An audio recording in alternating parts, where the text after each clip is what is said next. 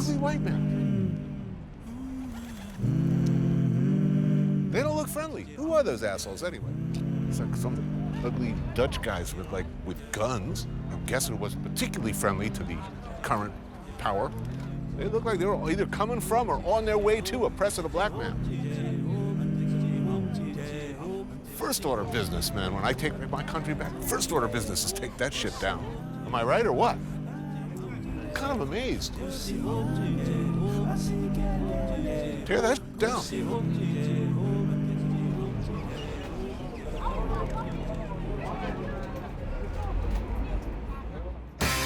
I took a walk through this beautiful world. Felt the cool rain on my shoulder. Found something good in this beautiful world. I felt the rain getting colder. Sha la la la la, sha la la la la la, sha la la la la, sha la la la la la.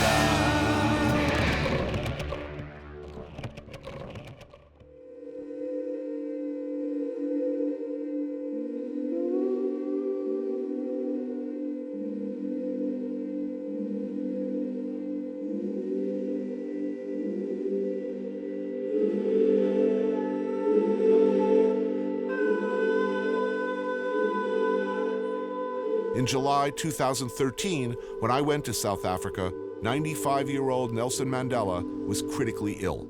And the country he freed from white minority rule was already in mourning, and already fearful of what the future might be without him. It's really, really sad because the world still needs him. He's the guy who fought for our freedom. I pray that somebody takes the baton from him. I wish him a speedy recovery and come back to his people.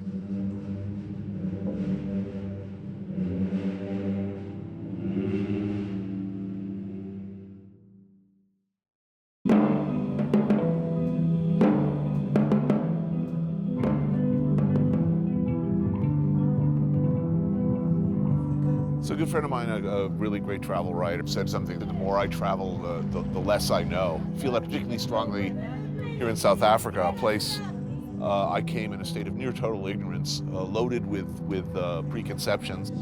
For the first part of my life, the South Africa I knew was not a happy place or a good place. It was a pariah state, surrealistically, outrageously divided into black and white. A throwback to attitudes we thought we'd long learned to reject.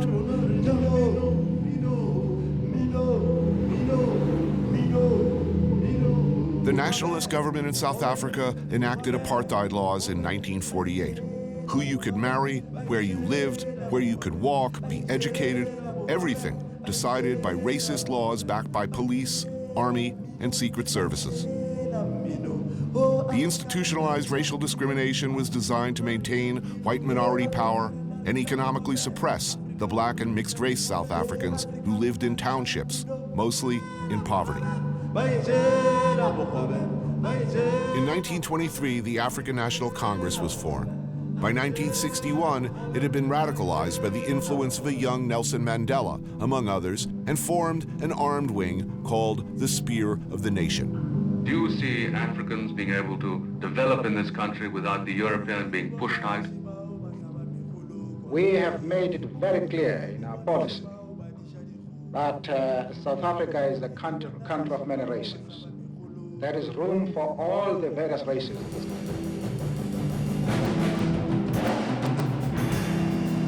In 1963, Mandela was charged with sabotage and conspiracy and sentenced to life imprisonment on Robben Island. It would take another 27 years of violence and injustice before the inevitable would happen. You believe in apartheid? I believe that it is according to God's will that the white race should be preserved. With South Africa's white minority under international sanctions, internal political pressure, and the decline of the communist threat, Mandela was released from prison in 1990. In '94, he was elected president of a new, free South Africa.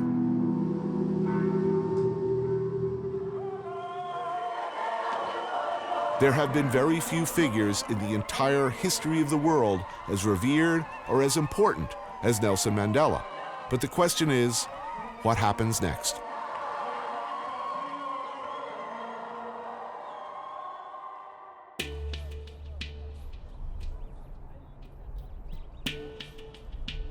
Johannesburg, or Joburg, or Jozi, the largest city by population in South Africa and the economic powerhouse of the country. Southwest of Johannesburg, Soweto, originally an acronym for Southwestern Townships. Now, the area is considered a suburb.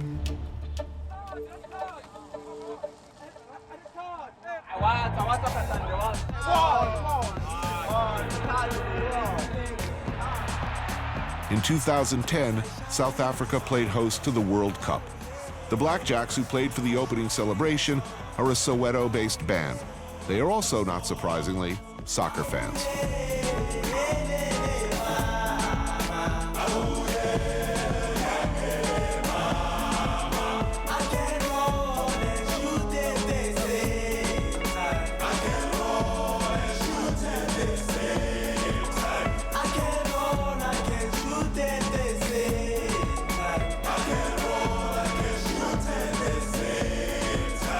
We're here on game day, a grudge match in a country where soccer approaches religion. You can feel it in Soweto, or rather, you can see it, as everywhere you look, people show their love for either the local Orlando Pirates or for the Johannesburg Kaiser Chiefs.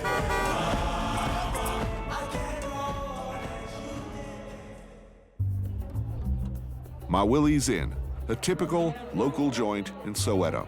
The perfect place to watch a game, talk about a game, drink yourself silly over the results of a game, or just have a very fine local-style meal. It is, however, a little hard to find. There are a lot of places like this. I mean, this used to be like the garage or the carport, right? Yeah, definitely. In what was once a garage are now 6 tables, a lawn-turned lounge out back. Closed on Sundays if grandma's visiting. These kinds of bars were born during apartheid times, when black South Africans not allowed to own businesses in white areas adapted and improvised. They did their own thing, created these little micro, under the official radar restaurants known around here as eat houses.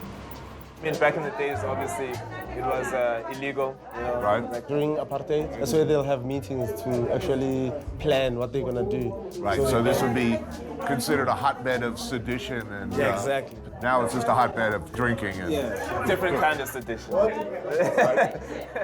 Mpumi and Tsapeng from the Blackjacks have just finished watching the game when I joined them for some food. Generally speaking, are these good times to South Africa? Bad times? Transitional times? Obviously, 1994 was the peak of the good time in South Africa. Then now with all the politics, you know, all the parties fighting, it's quite tense right now. It's not like it was before, where everybody's, you know, it's black and white, literally. Right. You know, like we're unified on this and they're unified on that.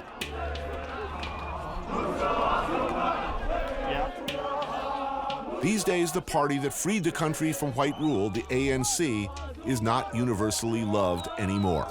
In recent years, they've been criticized for inaction, corruption, and cronyism, and opposition parties are gaining strength.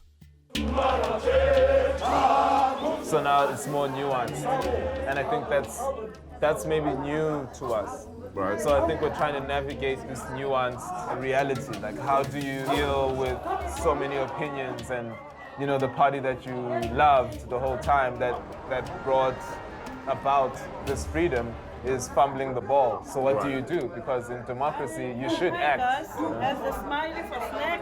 Ah.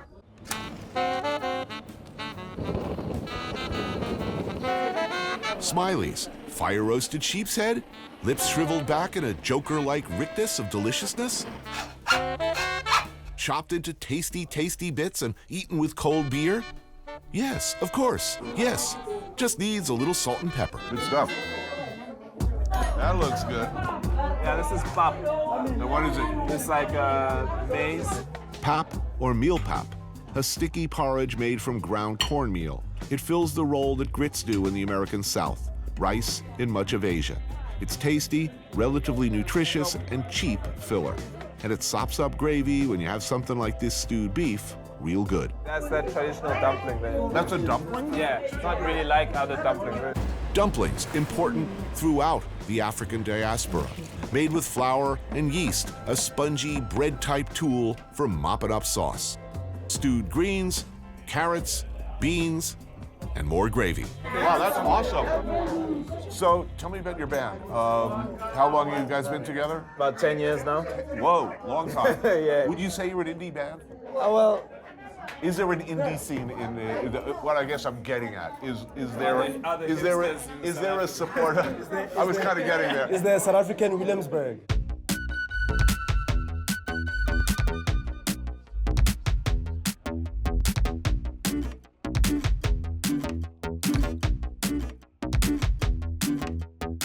In terms of South African street culture, people are really pushing the boundaries now. We didn't really have a scene when we started. You look around, it's like, man, like demographic is crazy. What do you mean by that? It's not just racial, the classes, you know, and people are being pushed and pulled. It's like an aspirational culture. Like, what do you think that means? the whole Rainbow Nation notion was quite romantic and ridiculous, you know, like racism is not on a piece of paper, so just because we voted it out doesn't mean people stop being racist, you know? So it was ridiculous in that sense, but we've lived something else for 20 years. People want it, it's no longer like a coffee table idea. Good looking.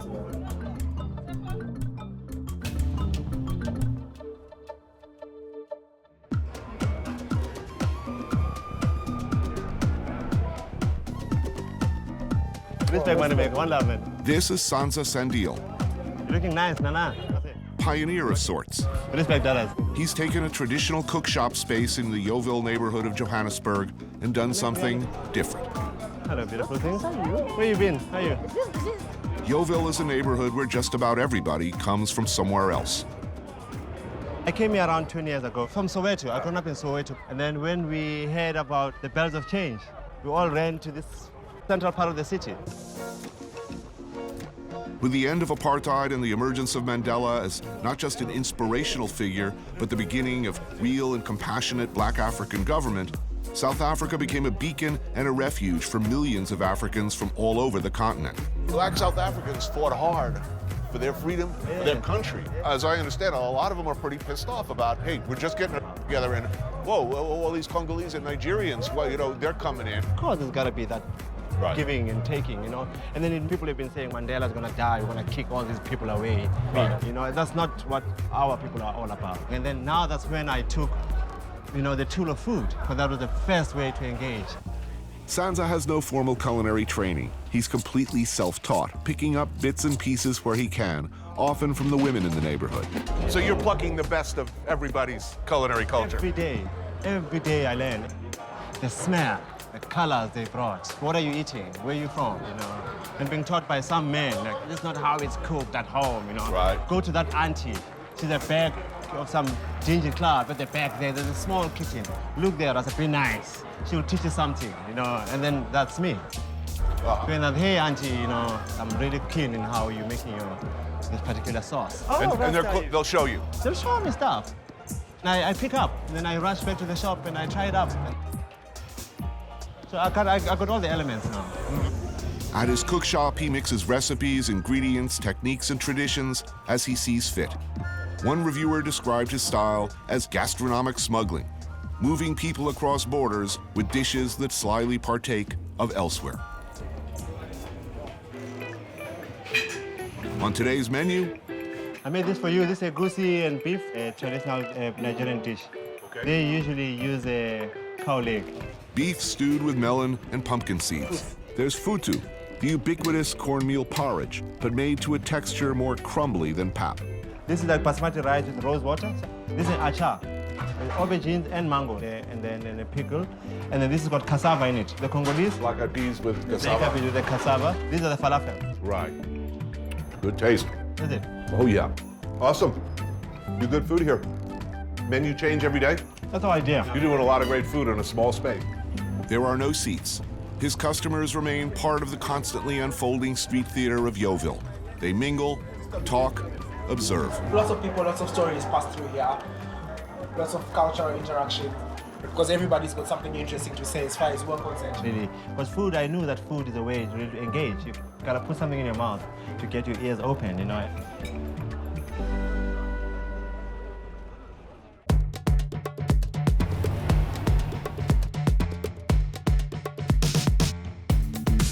Across town, another pioneer of sorts, an urban settler in a very different neighborhood. This is Hillbrow, a notoriously dangerous district, and this is DJ Les. When I came here, I always dreamt of being a musician, and I see myself singing in front of a huge crowd, you know, making money in the process. That's what I dreamt about. He spins records and promotes acts and events in nightclubs. We meet in his favorite spot, Sympathy's Restaurant. What's good? What do you like? Well, that looks good. Is that fried chicken? There's a fried chicken. The place is heavy with the smell of frying chicken, stewing greens. Walk right up, place your order, and be sure to get some meal pop. Heaped on a plate with beets and coleslaw, it's a nice, heavy base. So tell me about the neighborhood. When I first came, hey, it was rough, my friend. 492. It was like white business district, residential district. Back then, okay, it used to be cool, it used to be clean, it used to be respected.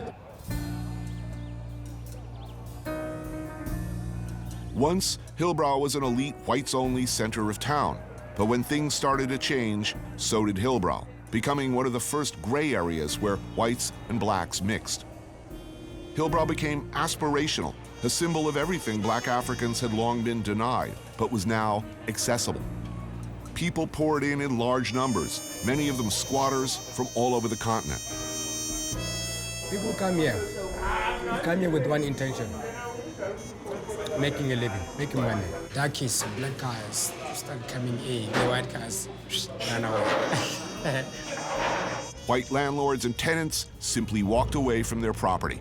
The disenfranchised who moved in legally, semi-legally, illegally, or just squatting, an influx of gangs and criminal organizations, the area soon slipped into anarchy. There's a say around here, okay, that this building has been hijacked. Entire buildings were seized to become superstores for illicit drug operations. Everything that could go wrong did. People make a living from different things. Some they rob people to make a living.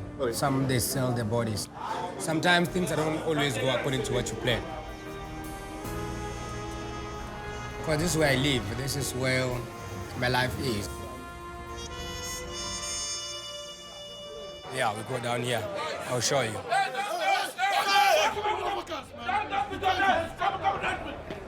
We walk down the street and one of the many enterprises doing business on corners and in doorways around us becomes alarmed at the sight of our cameras. Soon there's a mob of very angry people coming our way. We do not turn around our cameras for obvious reasons. These days things are slowly improving. But before, you wouldn't walk like this, freely. Now we are free. There's actual law enforcement going on in fits and starts, and that's making a difference. Black-owned legitimate businesses have gained a real foothold. There are new revitalization projects like farmers markets springing up. Hello, Dewey! Buildings are being reclaimed and people here hope that Hillbrow is past the bad old days. There's no fear now. You have to relax. Nothing will happen to you.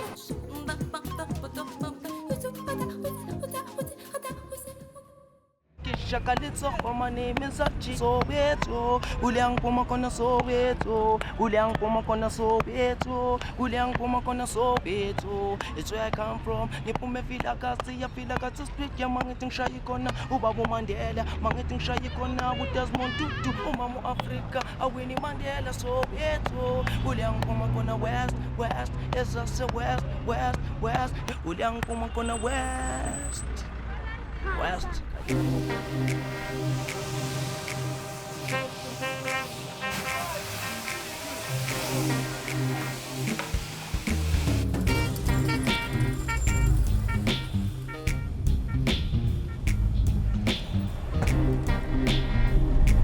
What's in a name? If the name is Soweto, you best believe it means plenty.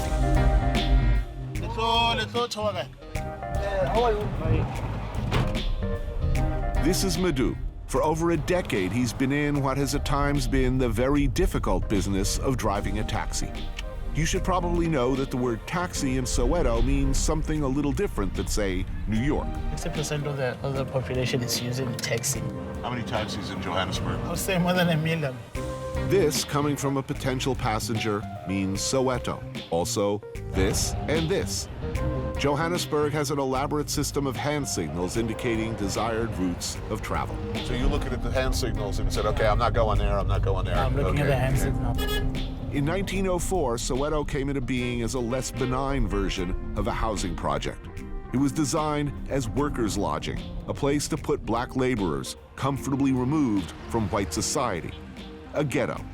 By the 1950s, it had become the center of resistance to white rule, synonymous with the struggle against the whole rotten, racist system. I remember one day, the situation was so bad in such a way that my mother had to put me inside a bath where we put shoes and hide me there under the bed.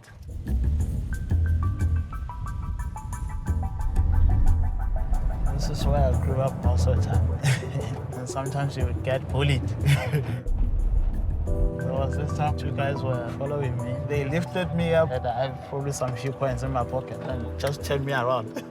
Just to shake me. Shake you upside down? Shake me upside down. I would never forget that moment in my life. I felt stupid, you know. Get on, ma. How are you? Hello. Now there is a definite cachet to living in Soweto, a very real pride at having been at the very center of things back when it was hard and dangerous to have an opinion. Nelson Mandela lived here, Desmond Tutu. When you're a certain age and you say you were born and bred in Soweto, it means something. Do most of these people own their homes or do they rent? Most of the people own their homes. They start to make a little more money, things start to get good. Can you build up? Yeah, you can build up. Look at the streets here and you see what that kind of pride does. It may not be a rich area, but it's immaculate, squared away, an emerging middle class coming up rather than fleeing to elsewhere. Hey, having a nice day, gentlemen. These ladies over here, as you can see, they're marketing for their stores. You know where you're going, right? Yeah, I know where I'm going. Next exit, smoky delicious meat over flame. Under the overpass, all sorts of mystery meats for sale. The taxi man's lunch. We order some brisket, some sausage, some heart. Beautiful thing. Meat, a cutting board, a knife. Cut out the meat in pieces, that's how you eat it. Most of the time they serve it with tomato and raw chili. And it's more or less like a salad food. We have salt over here. It's nice. You chose well, these guys are good. Oh.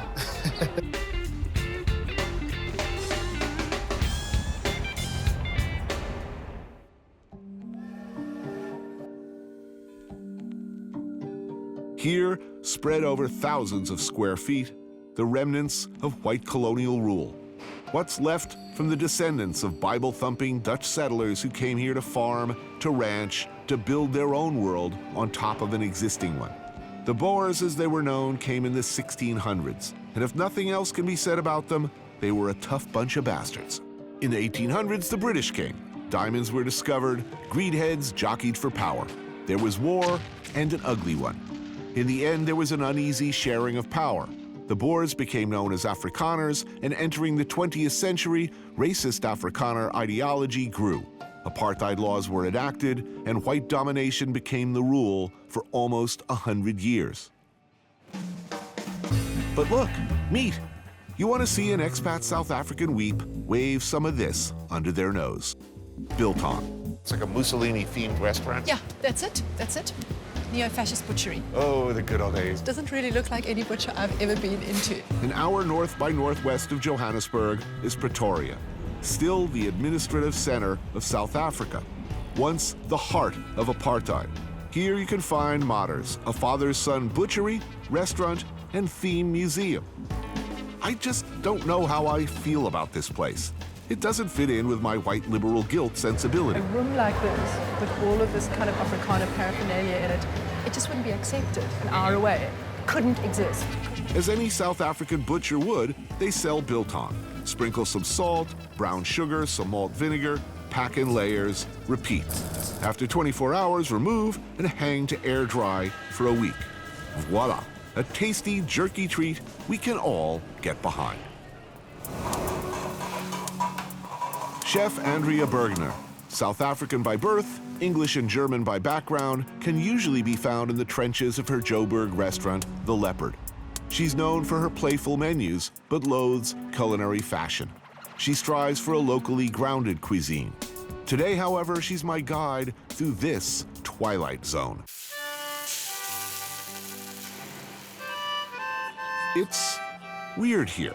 And though I'm told the place usually reflects the changing demographic of modern South Africa, today, not so much.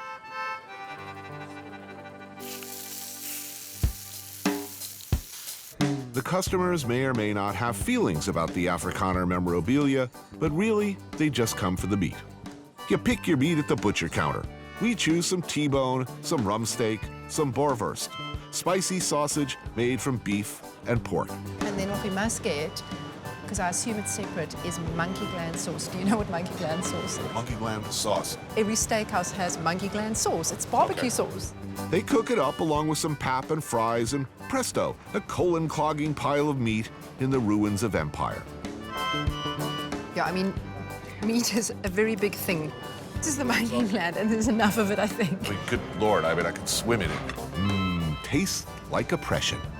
After this show airs, I'm going to get a huge amount of mail saying, why didn't you go to Cape Town? Great modern restaurants, cutting-edge chefs. Is it all right that I missed all of that?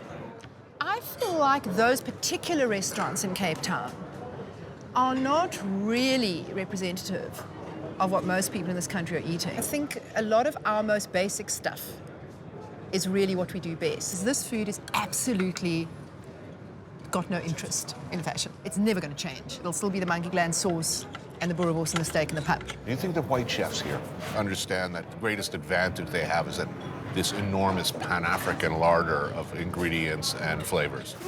No. If you're a whitey in this city, you're probably going to eat the worst food of anyone in this city, quite honestly. In every country, I mean, obviously food is political, but it always feels like it's a bit more political here. That there are these layers of things that you couldn't have, like restaurants. I mean, I go to restaurants and I think to myself, wow, this many years ago, I couldn't have come here with this person. They were not allowed to sit in here. And I remember very clearly being about 8, the cafe owner would regularly not pay the customer who was black what's change. He would pay him with bubblegum. And the guy, somehow, he couldn't argue. It was just like the same. If you were a black guy, you got your change in bubblegum. And you'd be standing there 8 years old and feeling like, oh my God, it was so terrible, but you couldn't say anything because that would have been worse. It was just like this weird thing of sweeties. It was so uninnocent and represented such badness. It just seems mad.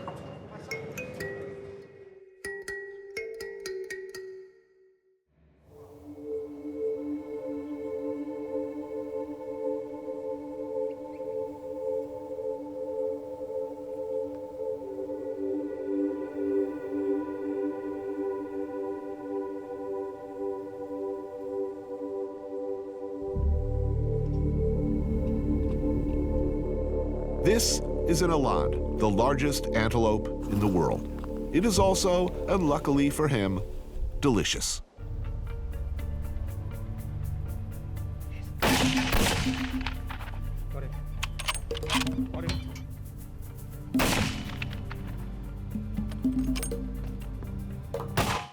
There's it. Got it.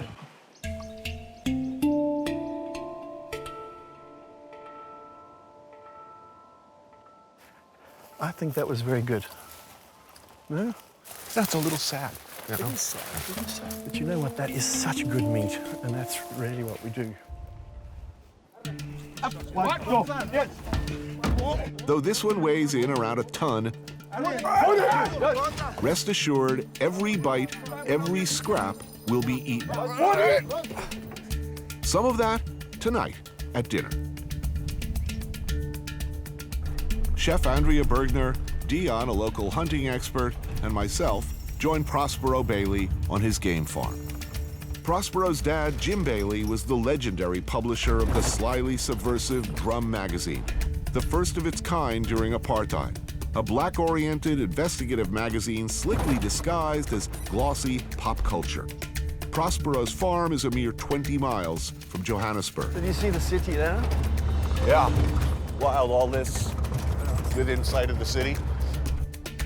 Near Prospero's farm and hidden within the city's shadow is what's known as the Cradle of Humankind, a UNESCO World Heritage Site, an incredible look back at where we, the human animal, came from.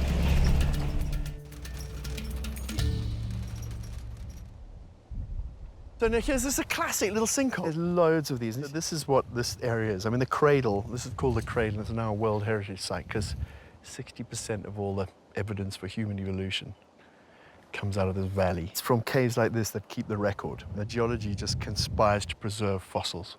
They're very, very rare things, hominid fossils, but they've found more here in the last 10 years than they've sort of found anywhere. So you're home. This is where you start. This is my ancestral homeland? This is your ancestral homeland.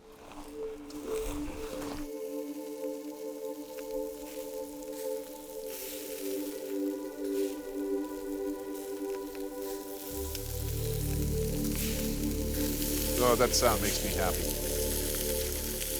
What does that sound remind you of, guys? What does that evoke for you, that sound? Primeval, you know, happy childhoods at the beach, meat sizzling over the fire, you know, parental love, your enemy's genitals frying in hot oil. Nothing? No? Downright Precambrian, fire and fresh-killed eland. I get to work on the heart, something I strongly suspect will be delicious, and I'm right. Andrea works some magic on the liver, dredged in flour and sautéed. There's some eland loin, seared and glazed with booze. And there's eland paprikash, a riff on the Hungarian stew with paprika, peppers, onions, tomatoes, and cream.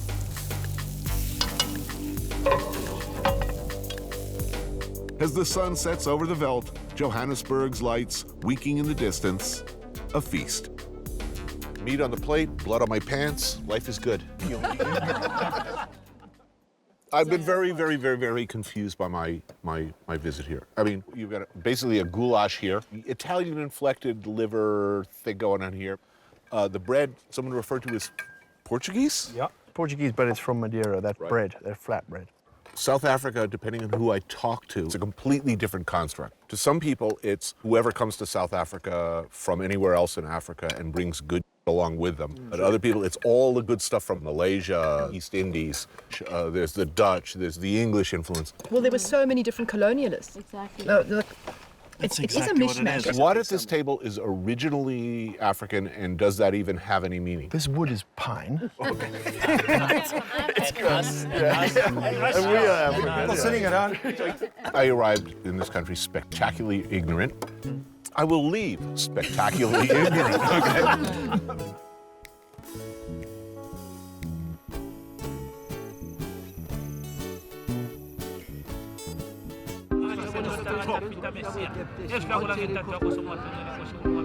Ramadan. At this hour, all over Johannesburg, members of South Africa's sizable Muslim community observe. The religion of Islam, as well as many of South Africa's most beloved and most delicious dishes and ingredients, like sambal, chutney, and bunny chow, come from Malaysia, Indonesia, India. During apartheid, many South Africans would have been referred to as colored. Colored didn't mean black, it meant everybody else who wasn't exactly white, Asians and mixed race. It's garlic, ginger, and chili. In the observatory neighborhood of Johannesburg, the Razdian family prepares for iftar, the meal at sundown when fasting for Ramadan is broken. Some curry powder. Joey Razdian is a stand-up comedian and actor of Cape Malay background. This dish, Penang curry with beef and eggs. Joey's wife Cindy prepares a chicken pie. Son Hakim makes the traditional Ramadan shake. Daughter Leia.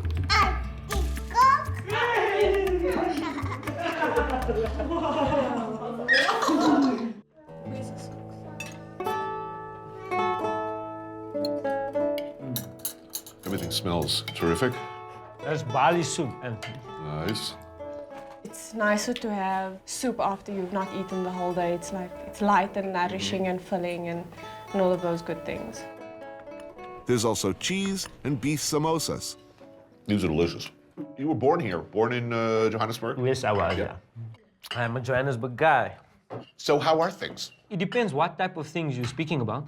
Basically, things work. Society operates the way society should. But on the other hand, anyways, this is a new country. It is. We're 19 years old. Everybody's from someplace else. Yeah. I think the Africans from the other countries see South Africa as a place of hope because there's a lot bustling here. There are a lot of opportunities. Lots of people make it from here. You don't find 3 million Germans coming here or 3 million French people coming here. It's Africans who come from far less to come and find a little bit of something here. So how do you find South Africa so far? Yeah. I like it. I'm very comfortable here. I like a country where people have a sense of humor, and there's a lot of wall busting going on in this country. All the time, from the top to the bottom. 20 years from now, what's South Africa going to be like? Their generation, the born frees now, is the ones that's giving our current president lots of yell. The born frees is the ones that was born in the new democracy. Right. Or just before the first election, you know? Right. The born frees now, they like, look here, we went to school, this is right and this is wrong. What you're doing is wrong. But we had a struggle. Yeah. Yeah, we weren't part of a struggle. I don't care. Thank you for the struggle. I got Twitter now. Now I want 5 bars on my 3G. I want Wi-Fi. Absolutely. And it better be high speed. Absolutely. And why can't I have it? Why can't I have it? I don't think the current politicians foresaw that. Yeah. Foresaw the born frees going. Not supporting them. There's a critical mass of young people that wants to change South Africa in a positive way. How they do it or how they go about it, I don't know the answer to that. Neither do they know the answer to that, but their intentions is clear.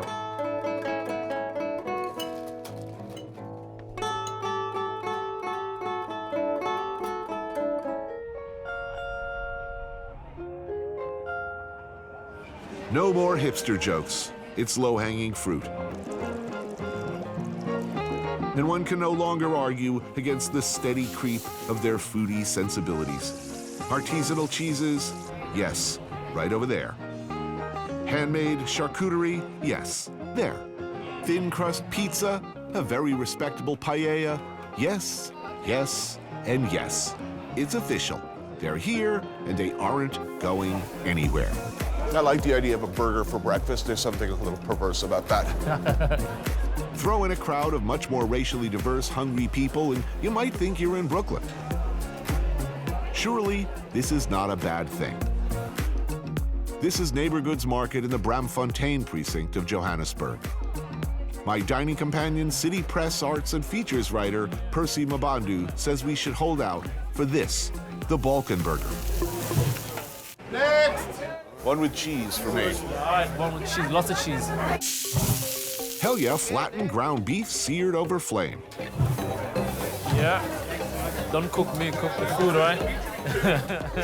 Add kashkaval and mozzarella cheese, fold it up, pick your condiments. You got cabbage, tomato, onion, lettuce, of course, and hot peppers. Up to the roof with a view and eat. Ooh, spicy, good. I guess I want to talk about Nelson Mandela, because what I was not aware of at all was the degree to which he was personally responsible for really the nuts and bolts of the transition from white rule to majority rule. All right. Now he's very ill. Ill, yeah. What happens after Mandela, do you think? We go on. I think the foundation is laid.